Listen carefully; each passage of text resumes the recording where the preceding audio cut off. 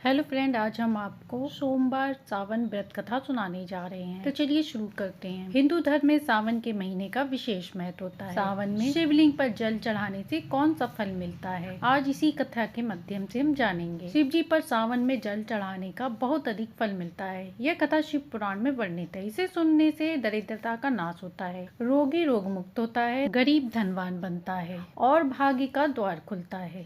तो चलिए कथा शुरू करते हैं। किसी गांव में एक गरीब ब्राह्मण अपनी पत्नी व पुत्र के साथ अपना जीवन यापन करता था। वह बहुत गरीब होने के नाते फिर भी वह शिव जी की पूजा आराधना दिल से करता था। हमेशा शिव जी पर जल अर्पण करता था, उनकी आराधना करता था। परंतु उसकी पत्नी को यह पसंद नहीं। ब्राह्मणी पहले नित्य नियम से पूजा पाठ करती थी, वह भी धार्मिक थी, परंतु इतना सब कुछ करने के बाद भी उसकी गरीबी दूर, जिस कारण वह हताश निराश हो गई और उसने पूजा पाठ करना बंद कर दिया। ब्राह्मण यहाँ वहाँ जाकर पूजा पाठ सुनाकर जो थोड़ा बहुत दान दक्षिणा लेकर आता, उसी से घर का गुजारा। फिर भी वह ब्राह्मण इसी उम्मीद से पूजा पाठ करता कि कभी न कभी उसकी गरीबी दूर हो, किंतु उसे कोई फल नहीं मिलता।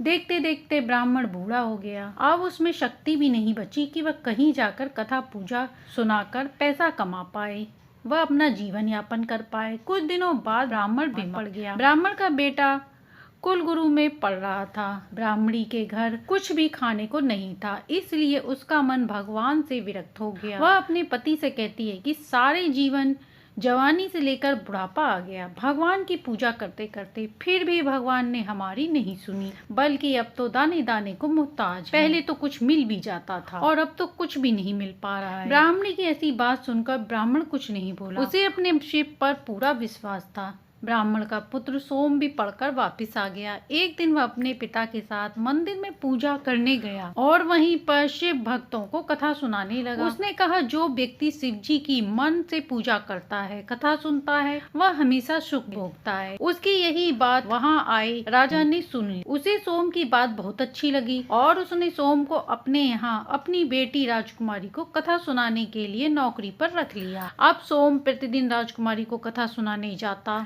राज दरबार से जो दक्षिणा मिलती, उसी से उसका गुजारा चलता। एक दिन ब्राह्मणी को अपने पुत्र के भविष्य की चिंता होने लगी। वह बोली, भोलेनाथ, हमारा दुख दिखाई नहीं देता। घर में जो कुछ भी था वह सब समाप्त हो गया है और जो हमारा बेटा लाता है उससे केवल पेट ही भरता है, किंतु और भी जरूरतें हैं, उनका क्या? हमारा तो समय व्यतीत हो गया, परंतु हमारे पुत्र का समय अभी पूरा पड़ा है, वह भी ऐसे ही बिताएगा क्या? हमारा पुत्र भी गरीब ही रहेगा क्या? ब्राह्मणी की यह करुण पुकार माता पार्वती ने सुनी तो वह भोलेनाथ से बोली, हे महादेव, आप इनकी कब तक परीक्षा लेंगे? आप इनका कष्ट क्यों नहीं दूर कर? यह आपका परम भक्त है, कहीं ऐसा ना हो कि यह आप पर अविश्वास कर आपकी पूजा करना बंद दे। ऐसा सुनकर भोलेनाथ बोले, आप चिंता न कर, अब उसके दुखों के दिन दूर होंगे। यह मेरे साथ साथ विष्णु व लक्ष्मी जी की कृपा का पात्र भी बनेगा। इन्होंने हमारी पूजा एक साथ की है। अब शिव जी नंदी पर सवार होकर माता पार्वती के साथ बैकुंठ चले। वहाँ पहुँचने पर देखा विष्णु जी शेषनाग की सैया पर विराजमान थे, वह माता उनके चरण दबा रही। तब भगवान शिव जी ने विष्णु जी से पृथ्वी पर चलने को कहा। इसके बाद चारों लोग पृथ्वी पर चल दिए। अब चारों पृथ्वी पर पहुंचकर साधु का वेश धारण कर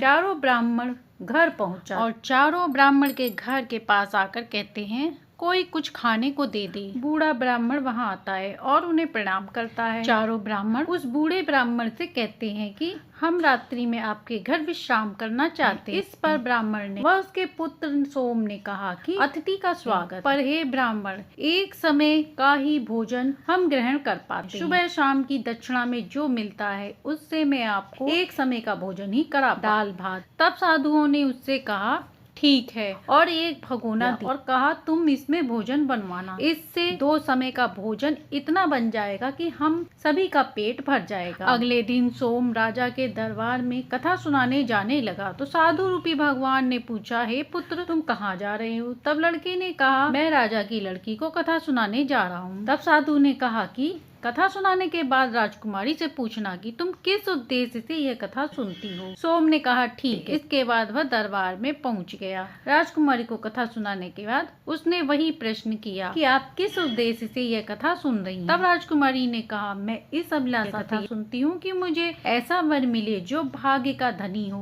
कि उसके कदमों में लक्ष्मी हो, ऐसी बारात लेकर आए कि आज तक किसी ने न देखी हो। इसके बाद सोम घर वापिस आ जाता है। उसने साधुओं को आकर सारी बात बता दी। अगले दिन जब वह फिर कथा सुनाने जाने लगा तो साधुओं ने उससे कहा कि तुम राजकुमारी से वही प्रश्न करना जो कल कह रहा था। अगर वह वही बात कहे तो तुम मुझसे कहना जैसा पति तुम चाहती हो वैसा मैं ही हूँ। ऐसा कहकर वहाँ से आ जाना। सोम ने कहा महाराज मैं गरीब हूँ, कहाँ वह राजा का घर और कहाँ मेरे परिवार। राजा मुझे मृत्यु दंड दे देगा, मैं ऐसा नहीं करूँगा। साधु ने कहा यदि तुम ऐसा नहीं करोगे तो हम तुम्हें श्राप दे देंगे। वह साधुओं के चमत्कार से डरा था। उसने सोचा राजा तो बाद में मारेगा, यह साधु तो अभी भस्म कर देगा, इसलिए वह आश्वासन देकर वहाँ से चल दिया। जब वह राजकुमारी के दरबार में पहुंचा, वहां कथा सुनाने के बाद सोम ने राजकुमारी से कहा कि आप किस प्रयोजन से ये कथा सुनती हैं। राजकुमारी ने फिर वही जवाब दिया। तब उसने कहा हे रानी, आप जैसा वर ढूंढ रही हैं वैसा वर मैं ही हूँ। यह कहकर वह वहाँ से तुरंत भागता हुआ घर वापस आ गया। राजा की बेटी को आघात हुआ। उसने अपने पिता को सारी बात बताई। राजा ने कहा कि मैं उसे दंड दूंगा। राजा ने मंत्री से कहा तो मंत्री ने कहा कि आपका वह बहुत बड़ा अपराधी है, पर वह एक ब्राह्मण है, उसे फांसी देने पर आपको ब्रह्म हत्या का पाप लगेगा। ऐसा किया जाए कि उसकी हत्या का पाप आप पर ना। सोचने के बाद उन्होंने शर्त के साथ शादी का निमंत्रण भिजवाया। उस समय उस ब्राह्मण पुत्र पर भगवान मेहरबान थे, इसलिए राजा की मति मारी गई थी। उसने शर्त वाला पत्र भिजवा दिया। उधर सोम ने साधुओं को सारी बात बता दी। वह कहा राजकुमारी गुस्सा हो गई है और वह शीघ्र ही फांसी का संदेश पहुँचाने वाली। कुछ समय बाद नौकर ने निमंत्रण लेकर ब्राह्मण के घर पहुँचे। साधुओं ने उसे आदर के साथ लेकर सोम को पढ़ने के लिए कहा। पत्र में लिखा था कि हमें तुम्हारी सारी शर्त मंजूर, पर हमारी कुछ शर्त पूरी करने पर हम विवाह कर दें और न करने पर हम फांसी पर लटका दें। पहली शर्त है बारातियों के लिए बनाए तंबू बारातियों से भरे होने चाहिए, कोई भी तंबू खाली नहीं होना चाहिए। दूसरी शर्त है बारातियों के लिए बनाई खाद्य सामग्री कुछ भी नहीं बचनी चाहिए। तीसरी शर्त अद्भुत बारात आनी चाहिए, ऐसी कि जिसकी प्रशंसा चारों ओर हो। बारात आने पर कोई भी शर्त पूरी न होने पर सभी बारातियों को फांसी की सजा दी और तुम व तुम्हारे घर वालों को भी फांसी की सजा हो। सोम ने डर से कांपने लगा। ब्राह्मण ने कहा डरो मत बेटा, नौकर को भोजन करवाकर पत्र देकर कहो वह विवाह की तैयारी करें। फला दिन बारात लेकर आ रहे हैं। नौकर को दाल भात परोसा गया। वह 36 प्रकार का भोजन बन गया।